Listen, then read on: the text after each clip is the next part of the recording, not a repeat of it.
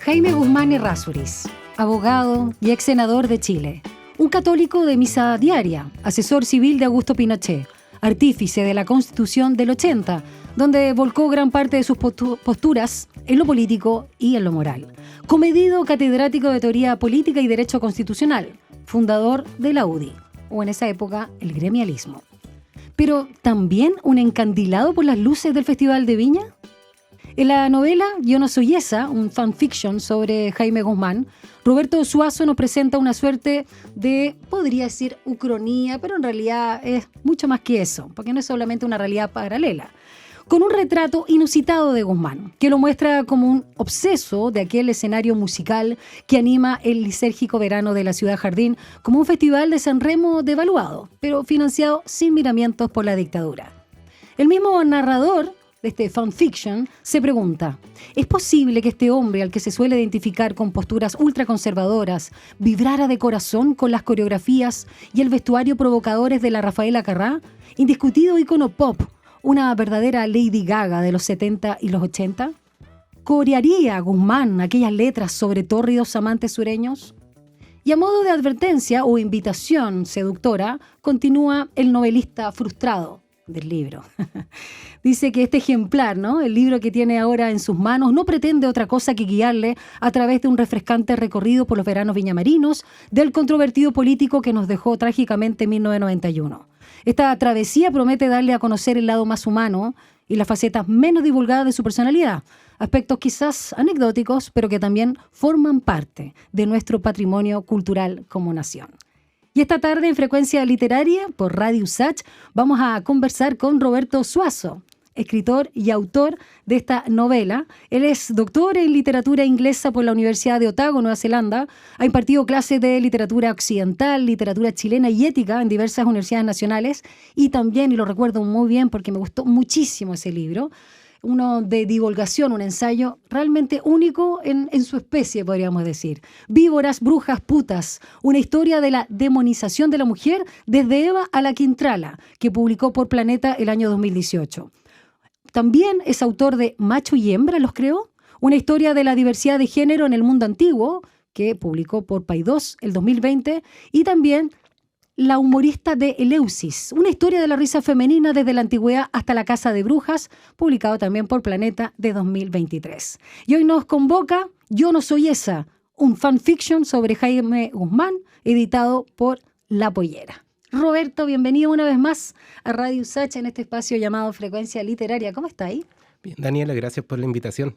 Gracias a ti por sorprendernos una vez más, al menos a mí como lectora, en un libro que yo diría que es una gran volada, súper interesante, muy cómica, pero también con mucha crueldad y situaciones, digamos, tórridas, oscuras, si uno cree, o si uno quiere, donde yo te decía fuera de micrófono, hay tanto de kitsch como de fanatismo religioso. Está la Fundación Jaime Guzmán, que es uno de los protagonistas también a través de una figura ahí joven, y por supuesto la misma PUC, pero entre medio el Festival de Viña, Maritrini, Nidia Caro, Rafaela Carrá, única, y figuras de la dictadura, todo en este Guzmán verso, como dice esto. Por favor, dinos cómo nace esta volada, que realmente es genial. Y después te voy a preguntar si que hay ahí algunos, digamos, comentarios o réplicas, reproches frente a la figura que tú has presentado de Guzmán. Partamos como son los inicios de esta idea. A ver, yo alguna vez tuve mucha pretensión. Alguna vez fui muy pretencioso y quise escribir una novela histórica de Jaime Guzmán. ¿Ya? Mucho tiempo atrás, yo creo más de 10 años, y no me salió. Y la idea quedó como ahí paralizada. Después me puse a hacer otras cosas. Tú conociste esos ensayos muy, muy serios, muy compuestos de divulgación. Y estando en Nueva Zelanda para la pandemia me volvió como, bueno, porque estaba aburrido y quise diversificar un poco las cosas que estaba escribiendo y quise volver a intentarlo. Entonces ahí se me ocurrió una idea que abrió el mundo, el Guzmán verso de alguna manera. Sí. Me metí a la página de la Fundación Jaime Guzmán. Ya. Y tenían ahí un archivo virtual muy generoso. Como 3.000 documentos. Tenían, no sé si son tantos, es lo que dice el libro. Es lo que dice el libro. Yo le creo todo a este novelista. Pero partamos sobre la base que la trama del libro me la dieron ellos. Me la dio la Fundación Jaime Guzmán. ¿Por qué? Porque entre los muchos documentos que hay ahí, que están documentos de prensa de Jaime Guzmán, documentos mecanografiados, todo el tema de la Constitución, todo eso, que son los que uno podría esperar, también hay una serie, por lo menos unas 3 publicaciones que son de tipo encomiástica en homenaje.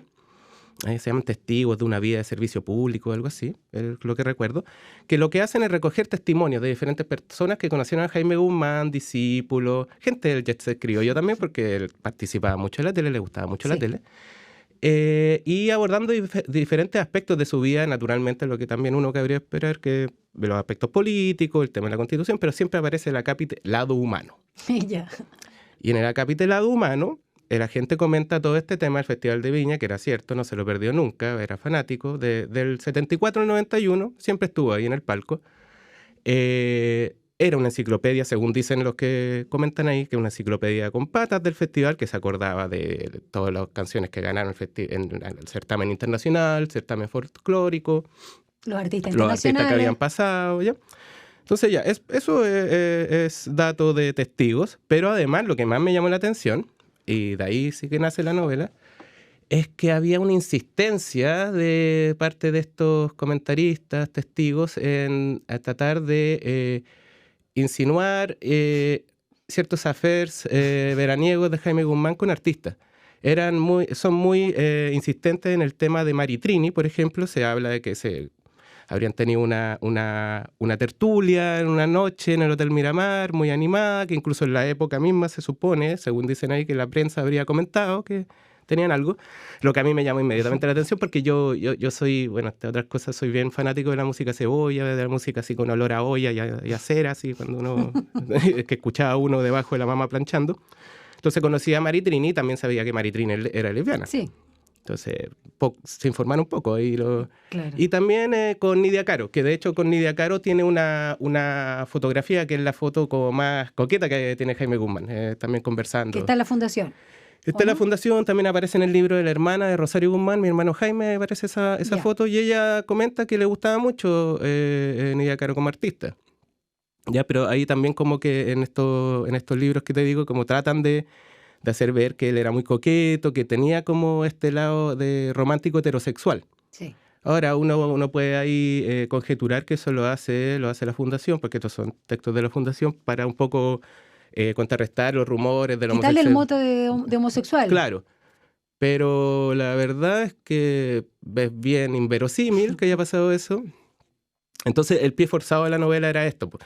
La Fundación Jaime Guzmán le pide a una editorial y a un escritor fantasma, de estos que escriben a pedido, que elabore esa idea, que haga este retrato humano de Jaime Guzmán, que soslaye la política, pero que enfatice estos romances. Una tarea imposible, dice el escritor. Porque por todos los registros que se tienen, Jaime Guzmán, por lo menos de obra, no tuvo relaciones sexuales con nadie. Y su orientación tampoco la sabemos, sus pensamientos no los conocemos, pero se supone que se fue a este mundo tal como vino, virgen. Eso sabemos. Y por lo mismo, Roberto, recojo unas líneas del narrador de este libro, Yo no soy esa, un fanfiction sobre Jaime Guzmán.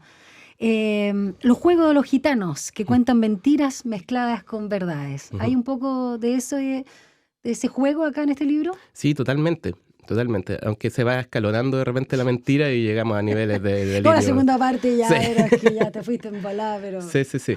Pero hay cosas, incluso en la segunda parte, que son verdad. El tema del espectáculo, el show que dio Maritrini en el 76, que ella iba a ser la primera víctima del monstruo, del concepto recién creado del monstruo de Viña, pero se salvó muy hábilmente tirándole una rosa blanca a Pinochet. Sí. Eso pasó, o sea, de hecho los registros están en YouTube y todo eso. Y fechas que coinciden con los últimos años del 75, esto en febrero, el festival, con Operación Televisores, además. Claro, la operación de retiro de televisores fue en el 78, si no me equivoco. No, 75 busqué yo, a final del 75, pero bueno, Sí, hace el juego también el juego con el tema, el 78 cuando ya tenemos televisión a color en Chile, Sí, pero la ahí cambia, operación televisores que tiene relación con hacer desaparecer a los cadáveres, a los Claro. muertos de la dictadura, es final del 75, y ahí es un juego bien Desaparecer, interesante. desaparecido. Exactamente. Claro, y está todo el tema del nombre de la operación, retiro de televisores, y de cómo al mismo tiempo la dictadura ocupaba como la televisión como medio de distracción. Absolutamente.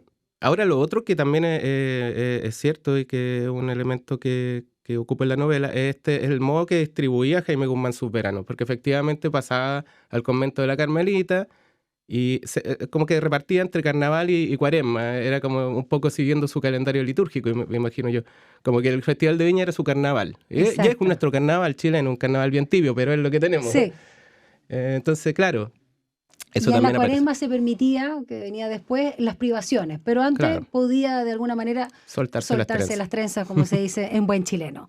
A propósito de televisores y lo audiovisual, el libro parte con el capítulo El hincha del festival y la circulación por redes sociales de un video, y estamos hablando aquí ya en el periodo, porque se sitúa el momento en que escribe y investiga el personaje de tu libro, es para el estallido social y luego también los primeros meses, por supuesto, de la pandemia, 2020. Pero acá estamos hablando de la circulación por las redes sociales de un video de la presentación de Rafael Acarrá en el Festival de Viña del 82, donde, yo lo busqué ahí, aparece en unos segundos entre el público en las primeras filas en el palco la inconfundible cara pelada y anteojos de Jaime Guzmán Errázuriz. ¿Cómo fue también ese gancho que tiene que ver como con lo vintage y como con lo que queda de registro, con la arqueología?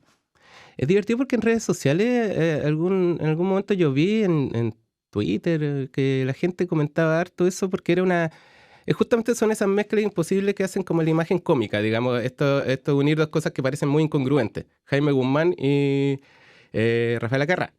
Entonces como que estaba ese cuadro y mucha gente en redes sociales se preguntaba qué hacía ahí, sin saber que siempre estuvo ahí. Sí. Estuvo ahí todos los festivales hasta que murió. Del 74 en adelante. Al 91. Pero parecía muy inverosímil, parecía como fuera de lugar, porque claro, la gente no conoce a Jaime Guzmán en general, o sea, lo conoce como el autor de la Constitución, y no se sabe mucho de Jaime Guzmán. Y bueno, la UDI, el Opus Dei, digamos, pero como claro, hasta ahí nomás. Y yo encuentro como que incluso los seguidores de Jaime Guzmán tampoco lo conocen tanto y tampoco quieren saber tanto, porque igual es una figura freak, una figura incómoda. Es mejor que mientras funcione el aparato que dejó ahí andando, no hablemos del creador, no hablemos del demiurgo, del relojero, pongámoslo así, ¿ya? Porque hablar de él es incómodo. Es mejor hablar del sujeto mitificado, ya bien lejano. En cambio, cuando tú veas a Jaime Guzmán en una situación que parece cómica, el sujeto se acerca. Sí. De hecho, esa es la gracia del tono cómico literario, que tú puedes acercar a ese sujeto aparentemente épico, aparentemente elevado, grave, serio, y lo puedes criticar y mirarlo por todos lados. Por eso a mí me gusta como el tema de al final no haber optado por la novela histórica seria que al principio, de haber terminado haciendo este delirio paródico que permite mirar a Jaime Guzmán por muchas... Me encanta, delirio paródico. Sí, eso es una muchas dimensiones del sujeto. Entonces, y además eso humaniza a este sujeto siniestro y me parece una representación más ajustada del horror. Porque lo ves más cercano, ves como, este era un tipo que tenía gustos musicales como uno. Exacto. Y al mismo tiempo todo el régimen. Toda la dictadura era muy... Bueno, sabíamos de Corbalán. Corbalán, sí. Corbalán quería triunfar en Viña. Ese que era más siniestro y acá el autor lo deja peor de lo que ya era, que es decir, mucho. Dentro de los personajes de este Guzmán verso, como tú señalas, Roberto, hay uno que es uno de los protagónicos para conocer este aspecto más humano, que en realidad, no sé, más personal, si tú quieres, pero también desde la academia, que es Juan Antonio Oróstica, así se llama el personaje. Amigo de Jaime Guzmán, quien fuera además su ayudante en la PUC, discípulo, influyente empresario radial chileno, y aquí se nombra Radio Carolina, cuando fue director, y luego uno de los censores de la DINACOS. Y él dice, que en el libro, él nunca faltaba al palco de la Quinta Vergara, se ponía feliz cuando partía el festival y en sus columnas de los diarios hacía un alto a lo político para hacer una tenaz defensa del certamen Viña Marino. Y Oróstica cuenta que Guzmán, y aquí quiero detenerme, Roberto, se hacía acompañar por un grupo de correligionarios a Viña, ¿no? Esta orden de San Jerónimo. Hotel Miramar, Martini Dry en un bar, un paseo en bote en el tranque y el Cap Ducal. ¿Cuánto de eso hay cierto respecto a esa forma de ser sibarita, de alguna manera? Bueno, hay mucho diálogo que son calcados a lo que dicen los testimonios de esa publicación que te hablé. Y de hecho toda la organización, eso de ir a paseos en lancha, a los Martini Dry, al Cap Ducal, a todos los lugares como emblemáticos de Viña, y tenerlo todo así planificado, es lo que dicen que efectivamente Jaime Guzmán hacía y que tenía como, esa era su organización del verano. Lo pasaba muy bien con él, eso dicen. Ahora, claro, el personaje de Oróstica te contaba que está basado en Ignacio Astete, creo que se llamaba, que era efectivamente un tipo muy cercano a Jaime Guzmán, que fue el que organizó esta procesión ¿Chacarilla? de Chacarilla, Sí. esta cuestión como procesión con antorcha. Este homenaje a Pinochet desde la juventud. Claro, Sí. y donde Pinochet dio ese discurso, que era un discurso de Jaime Guzmán, y básicamente donde sentaba la base de lo que iba a pasar. Sí, Jaime Guzmán, o sea, como que ahí ya planificó qué iba a ocurrir, y lo que ocurrió.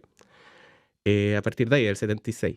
77. 77, sí, Chacarilla. Sí. Pero claro, Jaime, el Juan Antonio Oróstica también nace de Astete, pero ahí se transforma en otra cosa. Y lo de la Orden de San Jerónimo, eso es totalmente inventado por mí, porque, bueno, me pasó también que yo estaba haciendo esa tesis en Nueva Zelanda que ha investigado la historia de la risa femenina. Y tuve que leer a San Jerónimo, que es el autor de la Biblia Vulgata, el que tradujo la Biblia al latín, y era una zeta, y es el padre de la Iglesia Católica más antipático que hay. Más antipático, es muy desagradable, es el principal enemigo de la risa, el principal enemigo de la risa femenina, una persona que despreciaba la vida material, esto es un valle de lágrimas, creo que viene de él, ¿ya? Y ese ascetismo que tenía, que era extremo, me pareció muy parecida a la postura de Jaime Guzmán. Sin embargo, no le encontré en su escrito ninguna referencia a San Jerónimo, pero sí él practicaba un ascetismo al estilo de los padres de la Iglesia Católica, San Antonio, San Jerónimo, el sentido este menosprecio por todo lo sensual, por todo lo corporal, y estar mirando constantemente a una vía trascendente. Entonces ahí le metía a San Jerónimo, porque además San Jerónimo era un intelectual de la Iglesia Católica, o sea, el tipo que la Biblia que tradujo con varios errores se leyó por 1000 años. Y también me parecía interesante la idea como de que era el escritor fantasma de Dios, en el fondo, porque claro, sí. Nadie tampoco lo conoce a San Jerónimo como el autor de la Biblia, de cierta forma. De hecho, bueno, siguiendo con este personaje, Oróstica, que cuenta todos estos pormenores de estos carretes, ¿no?, que se daban ahí a lo grande con Guzmán y los otros correligionarios. Acá hay cosas bien interesantes, por ejemplo, que se manifiestan. A ver, tú ya lo decías, que Jaime era una enciclopedia del festival y que le confesó, y esto me quiero detener, que estaba metido en política, no porque lo hiciera sentir pleno, sino porque tenía... decía tener, ¿no? Y era más o menos real, digamos, un talento natural para ello, y no se rechazan los talentos. Y eso fue el 76, y ya el 91 quería dejar el Senado, a propósito de su trágica muerte, que fue en abril, ¿no? Sí. 1 de abril, ya que no lo representaba, y su deseo, y aquí me detengo, Roberto, era irse a un convento de monjas, las carmelitas, y eso sí que es friki. Ya, me parece que todo eso es verdad. A ver. Despejemos. Lo de que, a ver, partamos por la vocación. Efectivamente, Jaime Guzmán no quería ni estudiar leyes, ni tampoco necesariamente ser político. Él quería ser sacerdote. Esa era su vocación desde niño, desde joven. Y su mamá, Carmen Errázuriz, lo obligó a estudiar Derecho. Ahí tenemos, digamos, si quisiéramos hacer ahí sería una ucronía, ¿no?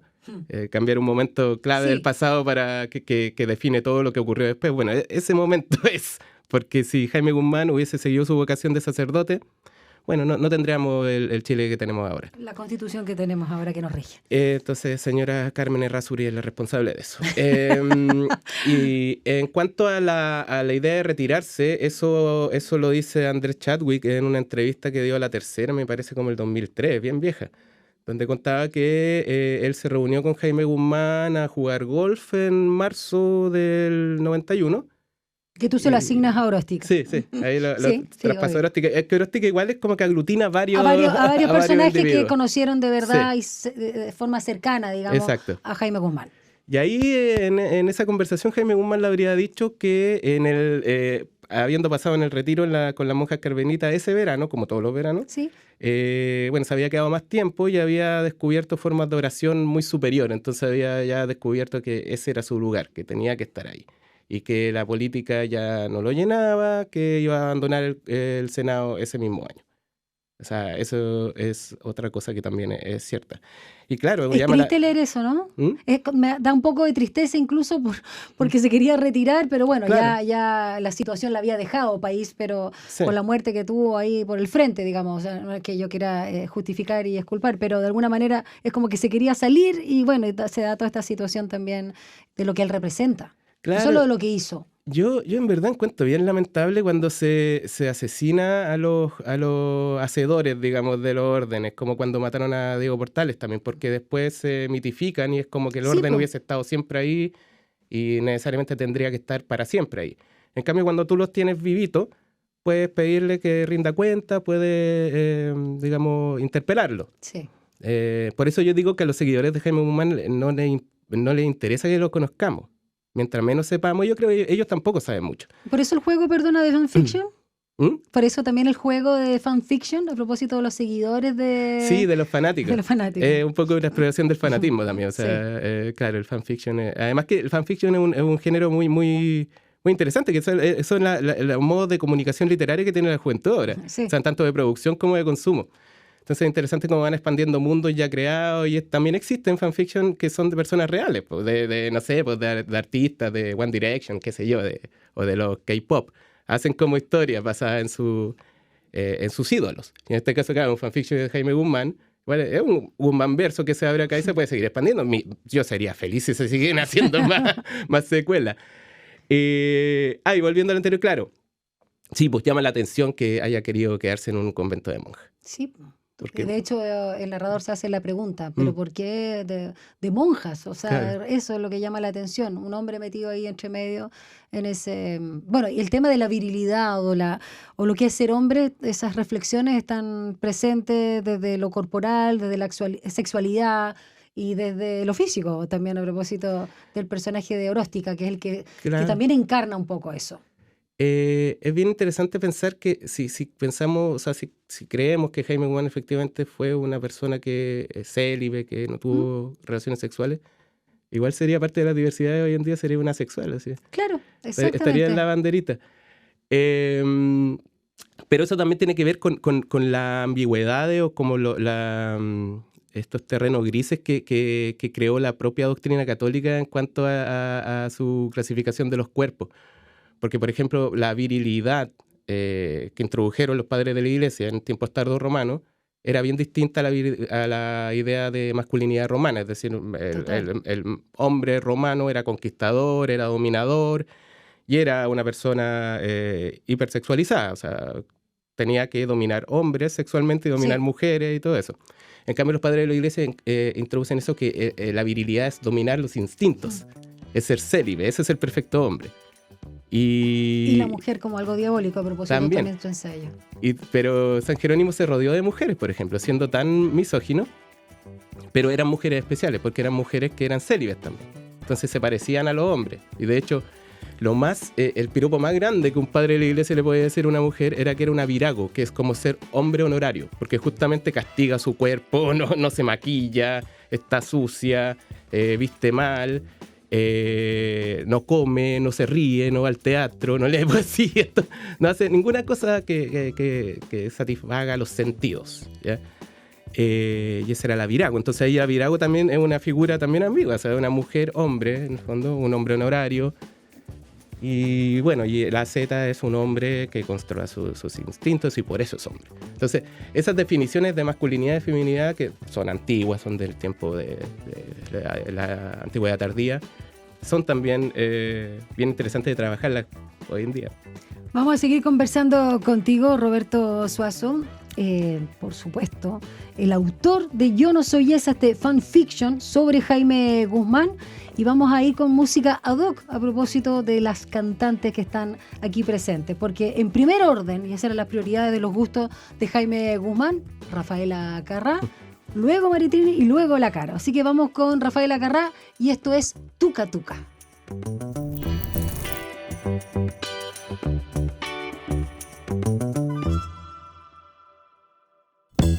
Continuamos acá en Frecuencia Literaria conversando con nuestro invitado de hoy, el autor Roberto Suazo, que da vida a un delirio de parodia genial, muy volado pero muy interesante y que es parte también de nuestro acervo cultural porque se centra en la figura de Jaime Guzmán. Y se trata de Yo no soy esa, que es un fanfiction sobre el autor ideológico de la Constitución que hasta el día de hoy nos rige. Dentro de los personajes, para contar este lado más personal, íntimo y doméstico de Jaime Guzmán, Roberto, está la nana de esta casa ahí en la Plaza Las Lilas, que ya venía además de su familia y también se hizo cargo de los cuidados y exigencias o manías también de Jaime Guzmán. Y aquí estamos hablando de Violeta Chipón. Y quiero detenerme algo que tú ya habías dicho, la primera parte de la conversación de esta pequeña familia de Jaime Guzmán, donde la figura central es su aristócrata y castradora madre, Carmen Errázuriz, que tuvo que hacerse cargo finalmente de esta familia sin padre. Ahí quiero detenerme en esta figura de Don Juan, y que termina como toda señora cuica de la época trabajando en Cocha, en esta agencia turística. Pero quiero detenerme en todas las figuras paternales que él tuvo para compensar, ¿no? Aquí tú en el libro hablas, claro, de esta figura de la Z, de San Jerónimo, pero también está su abuelo materno, Maximiliano Errázuriz, y Jorge Alessandri, ¿no? ¿Y qué pasó? ¿Cuánto pudiste también averiguar? Porque hay pocas líneas referidas a la figura del padre biológico, el padre de Jaime Guzmán, de Rial. ¿Qué es lo que pudiste averiguar ahí? Está bien oculto. Jorge Guzmán se llama. En general, los documentos de la fundación no hablan mucho de él. Hablan de que él, claro, era fanático de la Católica. Creo que cantaba el himno del Club Deportivo de la Universidad Católica, del Club de Fútbol. Que era amigo del Sapo Linton. Sí, que claro. Era por ahí. Y que era un bohemio incorregible. Y no estaba hecho para el matrimonio. Para nada. Y claro, doña Carmen Errázuriz se enamoró de él, se casó, tuvo hijos. Porfió. Pero el tipo no estaba para eso. Y creo, bueno, se separaron y es bien dura la historia porque como que lo eliminaron de la vida de los hijos. Ahí como que Jaime Guzmán tuvo que pasar a ser como un poco la figura masculina protegiendo a la hermana. Y se habla incluso que en un matrimonio de una de las hermanas de Jaime Guzmán llegó Jorge Guzmán, el papá, y no lo dejaron entrar. Eso se trabaja muy bien en la película del tío del sobrino de Jaime Guzmán. Sí, la vi. Ignacio Santa Cruz, sí, creo que se llama. Sí, la vi. Sí, eso está ahí. Que, perdona, y también hay un desdoblamiento igual como sucede Sí, acá. la obsesión, sí. De esa obsesión de incluso parecerse físicamente, ir quedando pelado, miope, y incluso con estos delirios del fanatismo religioso. Eso pasa tanto en el documental o en esta película, falso documental, con tu libro. Es que creo que Jaime Guzmán termina enloqueciéndolo a uno, digamos, como que uno se obsesiona porque es muy misterioso el personaje, es muy freak. Tiene todo este cuento del individuo, quizá uno lo ve como débil o que no parece que iba a llegar a construir el mundo que nos construyó. Porque él es una persona que, como decía antes, claro, tenía vocación de asceta, de monje, y termina armando toda una sociedad. Es decir, el individuo que tiene esta vocación de darle la espalda al mundo, te construye el mundo. Claro. Eso es paradójico, es una de las paradojas de él.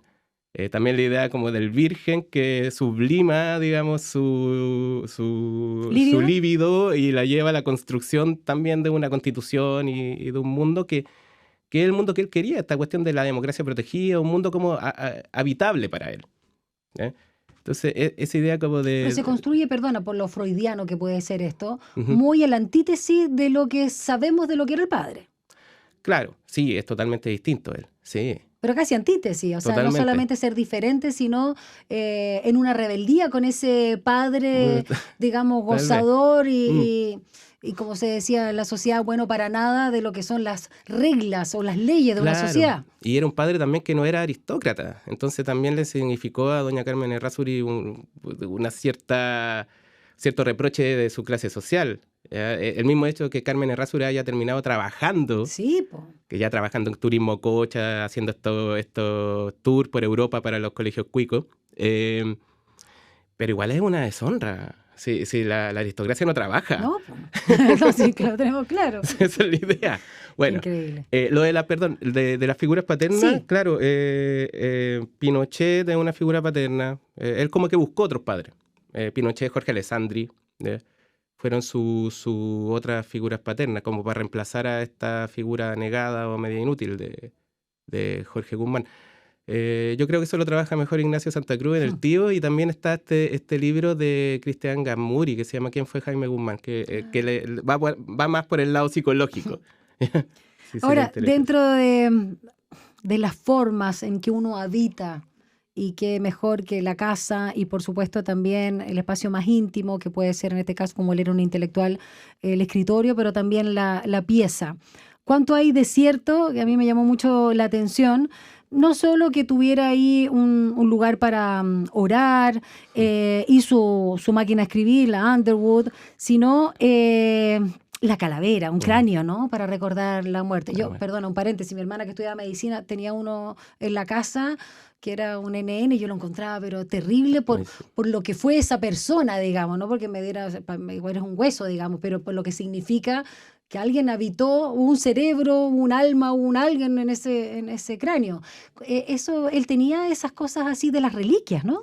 También. Él tenía el cráneo, un cráneo NN también que tenía en su velador para recordar la presencia y la inminencia de la muerte. Tenía un oratorio donde se reclinaba a orar. Eso lo cuenta la nana, Violeta Chipón. Sí.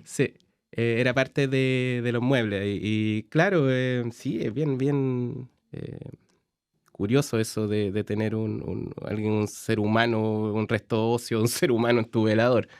Es súper fuerte. Sí. Es súper fuerte, sobre todo si hacemos un zoom o nos detenemos en el momento que se estaba viviendo. Claro. Y a propósito de lo que comentábamos al inicio de la operación televisores, hay una figura también de cadáver, no voy a spoilear al final, digamos que ahí en el mar y todo lo que implica, que solo uno de los personajes lo ve, y eso de no ver el horror. Hay muy poco creo que una sola vez detecté la palabra derechos humanos en el libro, y me gustaría detenerme también en esa elección que haces tú como autor.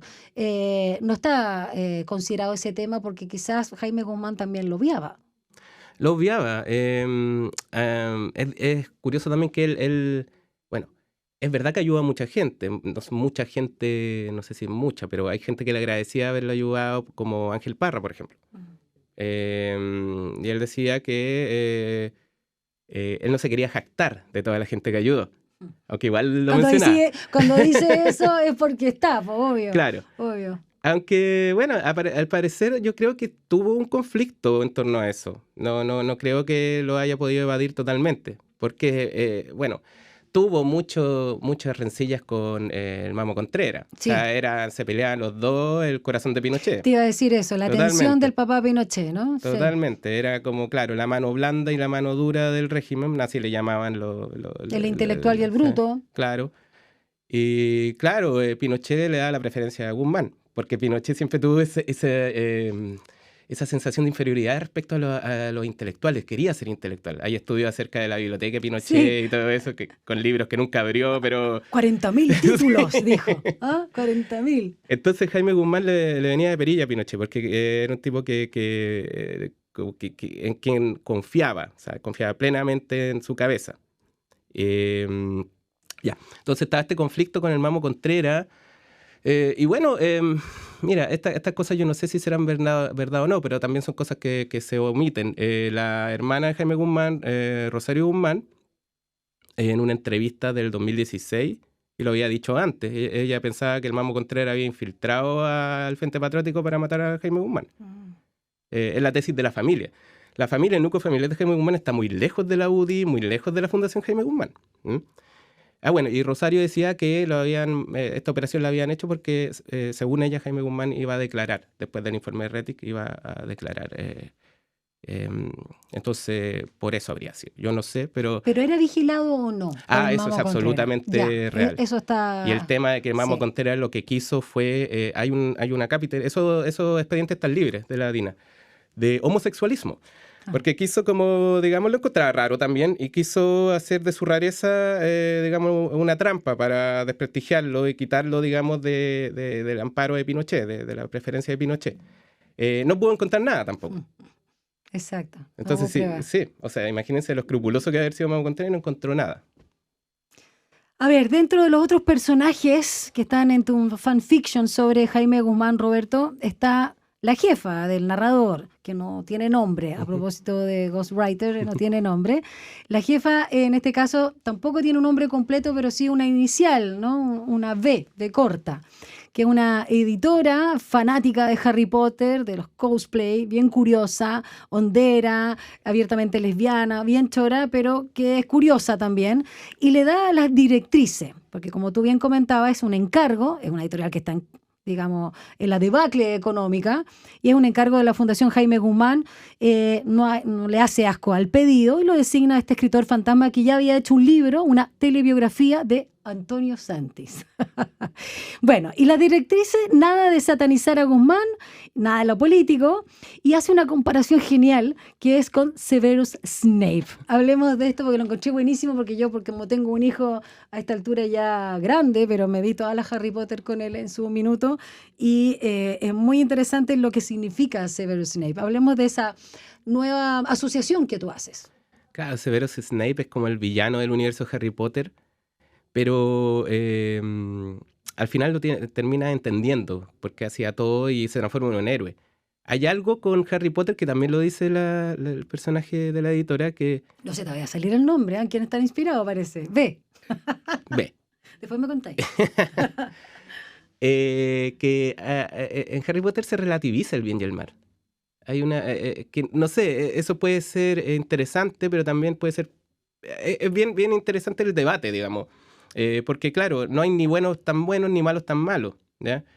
Bueno, quizás es la figura de Voldemort ahí, pero sí, por lo menos tenemos, yo creo que sería Pinochet. Que sería Pinochet. Y hace el Cruciatus, digamos, hacen hechizos de tortura, ¿ya?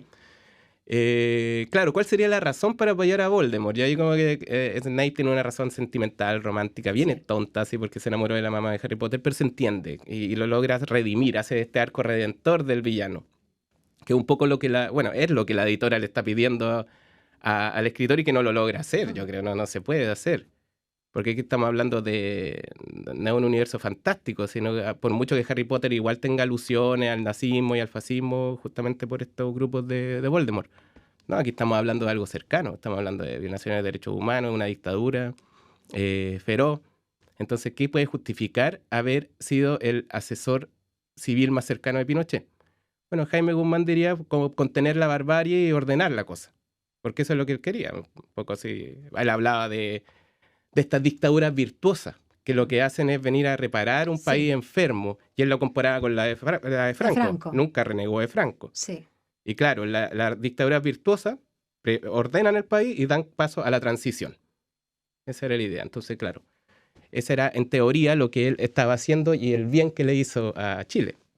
Roberto, ahora quiero detenerme a propósito del glamour, pero de los simbolismos. Nuestra querida, y digo nuestra porque es parte de mi generación, Rafaela Carrá, que aquí está este tema de los documentos, recortes de prensa que hacía con su nana Jaime Guzmán en este fanfiction, una carpeta designada a Los Ángeles y Demonios, con información que llegaba de El Osservatore Romano, que es este diario del Vaticano, y donde ya es sabido, una vez que muere Rafaela Carrá, no solo que ella votaba comunista, sino que fue muy observada y criticada y censurada por el Vaticano cuando aparecía en la televisión italiana, no solo bailando tuca tuca que escuchábamos recién, y me acuerdo el video porque yo lo vi cuando chica, lo encontraba genial, sino por además mostrar el ombligo, ¿no? Estamos hablando de los años 70. ¿Qué simboliza como contraste o como alter ego, no sé cómo la quisiste utilizar, Rafaela Carrá, con la figura de Jaime Guzmán? Rafaela Carrá, bueno, efectivamente fue perseguida, fue observada por el Vaticano, antes que Madonna tuvo problemas con el Vaticano, Sí. abriendo un camino ahí de que se iba a reiterar. Por mostrar el ombligo y por hacer como tener esta libertad, digamos, que tenía. Y muy conectada con el cuerpo, Muy con la conectada con el sensualidad, cuerpo, la sexualidad, con la el disfrute. diversidad. Es súper interesante cómo Rafaela Carrá plantaba en el Festival de Viña y bueno, en todos lados en esa época, un show tremendamente visionario, rupturista, que hasta el día de hoy es fantástico, po. Imagínense uno cuando niño así quería ser como los bailarines de Rafaela Carrá. Por supuesto. Bueno, yo quería ser Rafaela. Claro. Sí, claro. Entonces planteaba eso en el imaginario, en un tiempo que era bastante retrógrado, conservador, no solo en Chile mucho, obviamente, pero también en España y en Italia también. Sí. Entonces causaba escándalo. Es totalmente una figura, es como, claro, es la tentación, es el paganismo para Jaime Guzmán. Todo lo que le viene a desordenar. Y además es bien poco asible, porque incluso como cuando tú piensas como en los bailarines, en los chicos fantásticos que bailaban con Rafaela, claro, se creía que todos eran gay y toda la cuestión, pero no, no todos. De hecho, el coreógrafo, el más peludo, que aparece como Limoncello en la novela. Genial, Limoncello, le pone el nombre como llamarlo Pisco Sour. Literal. No recuerdo cómo se llamaba, Sergio. Él era pareja de la Rafaela, entonces tú tienes como, claro, esos prejuicios también que se tenían, o sea... Porque, todos creían que era Lucas, claro, de la canción. O sea, los bailarines. Eran bailarines y bailaban muy bien. Pues, y es un espectáculo bastante... Como saltaba Rafaela, como la paseaban por todos lados y cantaba. Claro, es lo que te decía antes. O sea, ese contraste tan fuerte que tú tienes al unir dos dimensiones totalmente alejadas, como Jaime Guzmán, que aparece en ese video muy serio ahí, y Rafaela en el escenario brillando y transformándose en la primera reina del festival.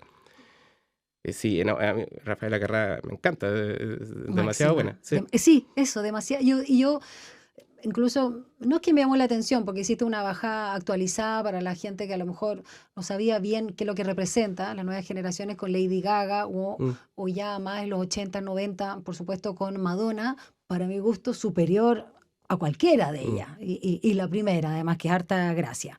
El otro personaje, para ir cerrando, que obviamente está clarísimo, solamente faltó el César, Antonio Santis, ¿no? Que pasa de animador del festival a jurado del mismo, y luego un empresario de un centro de salud alternativa, una suerte de yogi, sí, muy raro, muy friki, y protagonista, como señalábamos, del libro biográfico que escribió el narrador como ghostwriter.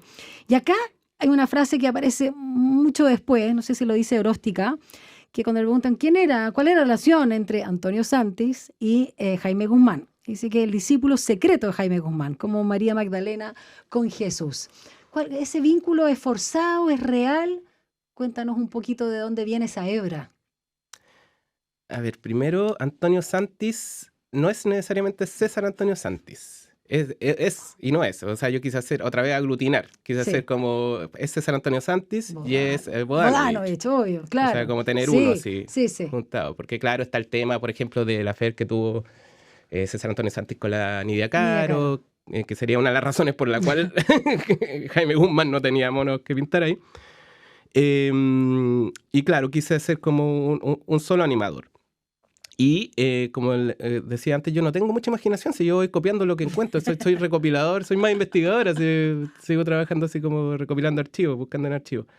Y, por ejemplo, todo el tema de este lado como de yogi, New Age que tiene, se lo saqué a Bogdanovich. ¿En serio? No Hay lo una conocía. entrevista que es alucinante, no sé dónde, si Ese salió tema la de las tercera. vibraciones del cuerpo. Es que él habla del biomagnetismo Sí, y sí. el periodista va y le hace la sesión y la narra y yo le copié al periodista y estuve como sacando... ¿En serio? Sí. Ah, no tenía idea. Entonces, todo eso raro que ustedes leen ahí, efectivamente, eso salió de la boca de Bogdanovich en ese caso. Sí. Y en cuanto al tema de la Relación de estos dos animadores o la figura. No es esa relación discípulo-maestro, eso yo lo inventé para el tema más religioso que les puse ahí. Pero sí, Jaime Guzmán se codeaba con toda la gente de la televisión, era un habitué de ese programa terrible. ¿Cómo se llama? Almorzando en el 13, donde nadie almorzaba. Donde nadie almorzaba nunca. Y yo siempre era la lo veía. versión fome del de Mirta Legrand en Argentina, más fome todavía. ¿Y ahí almorzaba? No sé. No sé, algo picotean al de alguna cosa, Mirta, pero ¿por qué se llama Almorzando en el 13? ¿Mirta Legrand? Mirta, no Mirna. Mirna es la nuestra. Claro, no confundamos. Y siempre estaba ahí Jaime Guzmán, o sea, le gustaba la tele. Hay una entrevista, véanlo, una entrevista que está en YouTube con la Raquel Argandoña, que es súper tensa porque está toda la gente de la UDI viendo qué va a pasar ahí, porque Jaime Guzmán acercándose a una mujer. Y la saca bien, pero se pone nervioso y todo, pero coquetea. Bueno, y está todo el tiempo anterior en Esta Hora Se Improvisa. Así se llama ese programa. Sí. Entonces, yo no recuerdo quién, si alguien de la televisión decía que Jaime Guzmán podría haber sido un animador, se lo hubiese propuesto. Tenía como un buen perfil televisivo. Por lo menos eso decían algunas personas. Partiendo de esa idea dije, ya, podría estar conectados, ser amigos. De hecho, el mismo informe del Mamo Contreras, donde sale lo de homosexualismo, eso también lo copié, que la intención de Jaime Guzmán era crear, una democracia protegida con los 3 poderes del Estado, sumado un cuarto poder, el de los medios de comunicación. Y por eso como que el Mamo Contreras investigó muy bien la relación que tenía con gente de la televisión en esa época. Entonces, sí. Y por último, una pregunta que quizás debía haberte hecho al inicio, Roberto Suazo, pero me parece que como colofón, como cierre, resulta. Yo me leí el libro completo, lo disfruté, también me di cuenta de la volada, lo encontré genial y siempre está la duda de cuánto es cierto y cuánto no, y eso me parece también bien interesante. ¿Cuál es la hipótesis que te queda una vez que ya cerraste el libro? Porque claro, conocer el lado más humano, personal, decir humano un poco obvio, porque no somos CAPTCHA y el robot, a propósito de los bots que también están presentes y la deep web y todo eso, que esa otra parte, pero es interesante. Porque de una manera uno escribe un libro o termina, porque digo termina porque hay una idea inicial y desemboca en otra cosa en el ejercicio creativo. Pero ¿cuál es el propósito, si se puede decir, de esta volada, más allá de ser muy entretenido, muy interesante y que sea un delirio de parodia? Sobre todo respecto a que tú ya tenías la inquietud de escribir sobre Jaime Guzmán como una investigación, comillas, más seria. No digo que incluso no sea seria esta, porque hay harto de verdad, como decíamos al inicio. ¿Cuál es la hipótesis? Sobre todo pensando luego del estallido social que está presente acá, luego de que se desinfló todo el proceso constituyente y en lo que estamos hoy. Sí. Yo creo en eso que uno escribe los libros que quiere leer. Sí, y Te faltaba este libro. Me faltaba este libro y creo que, como decía antes, que terminar siendo un libro en tono cómico, paródico, favorece la exploración del personaje y la exploración crítica del personaje. Y lo que a mí me interesa Jaime Guzmán porque es un personaje que representa muy bien este país absurdo. Que lo ha venido demostrando este país lo absurdo que es en los últimos años. Y me parece que representar esto en tono cómico es bueno ya en este momento, porque es mirar la dictadura y mirar la tragedia una vez que ha pasado el tiempo. Podemos mirarlo desde un tono cómico, aceptando el absurdo y explorando de esa perspectiva. Esto no se puede hacer cuando la tragedia está ocurriendo, cuando recién recién estamos saliendo de eso. Pero como decía la Natalia Valdebenito... Ni el 91. No, la Natalia Valdebenito decía que comedia es tragedia más tiempo. Entonces yo creo que en este momento sí, el tono cómico es el adecuado para mirar atrás. Roberto Bolaño ya lo había hecho en Nocturno de Chile, por ejemplo, que es también de donde sale un poco la idea de trabajarlo así. Y respecto como a la idea que me queda es que, bueno, hay que seguir hablando de Jaime Guzmán y expandiéndole Guzmán verso. Así a mí me encantaría como que Jaime Guzmán se transformara en una figura de Chile, así como por ejemplo se ha escrito tanto de la Quintrala, sí, como representante de la digamos, la idiosincrasia y la identidad chilena, una figura desbordada, una figura llena de matices.